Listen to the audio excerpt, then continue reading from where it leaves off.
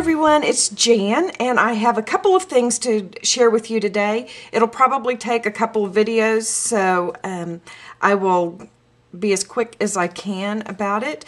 I am finally here to share the mini album that I made for Karen as part of our Tradewin Scrappers February swap, and those of you that are folks that subscribe to me have seen the absolutely fantabulous album that Karen did for me, and I'm a little bit behind, but I have gotten it done, and I'm so excited to be sending this off to her. Actually, I'm going to be sending both of these to her because I ran into some issues getting everything I wanted into here, and so I had to end up making a little additional album, and I'll save that one for a different video. Because this is the main one that I did for her. I started with an old book, and I have already showed you these tissue paper flowers that I put on the front. This is a Seven Gypsies nameplate, I believe. I've had it in my stash forever, and this just seemed like the right mini album to put it on. So I put that on there, and then I've used, because we were doing a family heritage theme, I've tried to stick with vintage kind of items, and this is some vintage seam binding that I have in my stash, and I put a tassel on here, and the charms that I have, this is a spoon charm. I just thought it was really cute, and her family had a restaurant, I believe, so I thought that would be kind of a good thing to do. And then Karen is a quilter, so I put a little thimble and scissors charms on here. So part of the reason that I was so late in getting this to Karen is that I've actually had it done, but I ended up having to fuss with the binding of it just a little bit, and ended up, I'm pleased with how it turned out.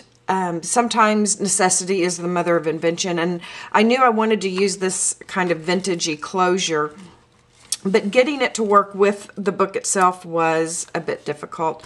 What I ended up doing was attaching the closure with some jute and making a little covering casing, kind of like they did on the old chandeliers, just to make it look a little prettier. Okay, so let me, without further ado, show you this book. This is the first page, and as I had told you, Karen is a quilter, and so I wanted to do something that was representative of that aspect of her life, and so I created what I think I have heard called a cheater quilt, and that is a quilt for those of us that aren't really good at all of that piecing and all of that, but love that look. And what you do is you just draw your pattern onto a piece of muslin and sandwich it with some felt with another piece of muslin, and you do your stitching. Then you come back and you do your paintings. That's how you get all the intricate little pieces in here, and I thought she could put a photo here. If you're interested in me doing a tutorial on how to do these cheater quilts, I have done little wall hangings, I've done ATC cards. They're just fun to do. If you like to sew just a little bit, you can get a really cool effect. So I'll be happy to do a tutorial if you're interested in that. So on the back, I sewed on a pocket and created a little charm out of a Tim Holtz fragment and an old vintage image. And the tag here was an old layaway ticket that I have had in my stash, and I did some collaging on the other side, a place for her to put a ticket, and another one, a place for her to put a picture, and another tissue paper flower up here at the top. This page I created by using the Heritage Cricut Cartridge. It comes with several different fences and detailed vintage images, and so I cut out the fence and did some embossing on it to make it look like an old wrought iron fence. I really like that. And here is a tag that I made, and if I can kind of get it where you can see the shimmer there.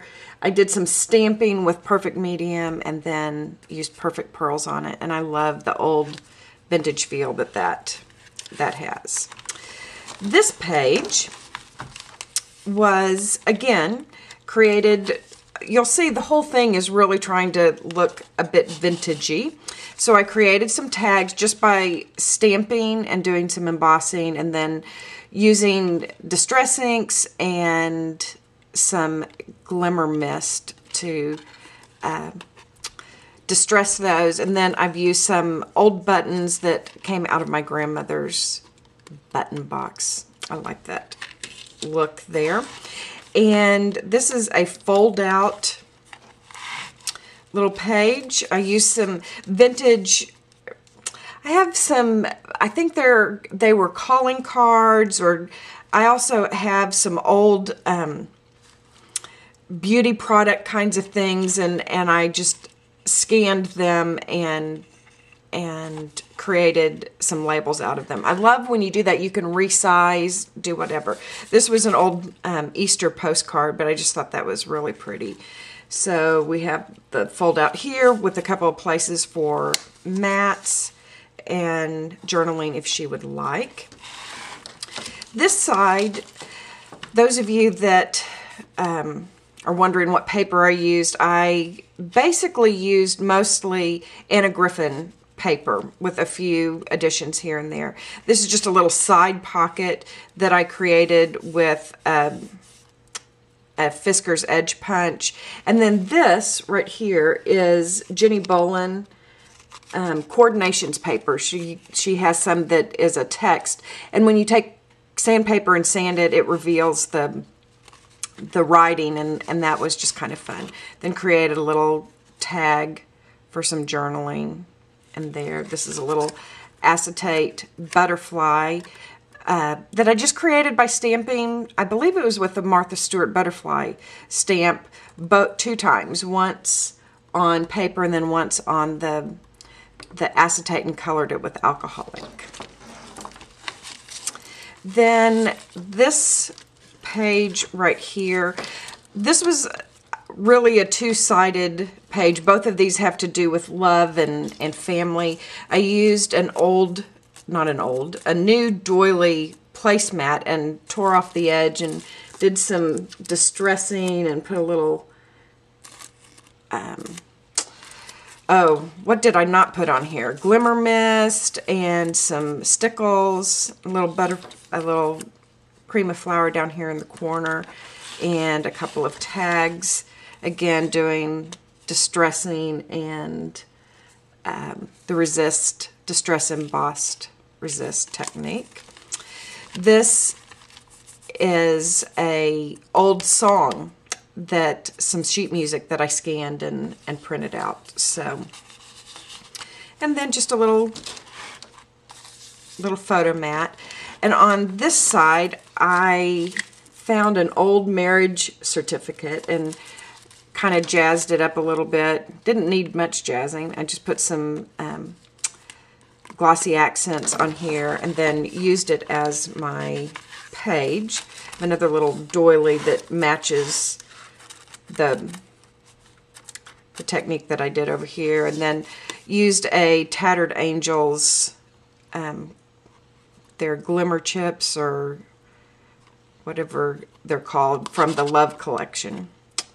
And so she can have some journaling there. And this is one of those waterfall little card things.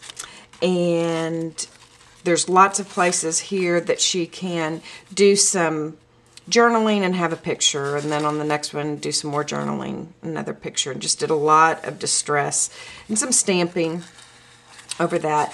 You know what, ladies, I am going to stop right here, and I will come back and finish this with part 2 and show you the rest of it, and then I will show you the other little add-on book that I've done for her.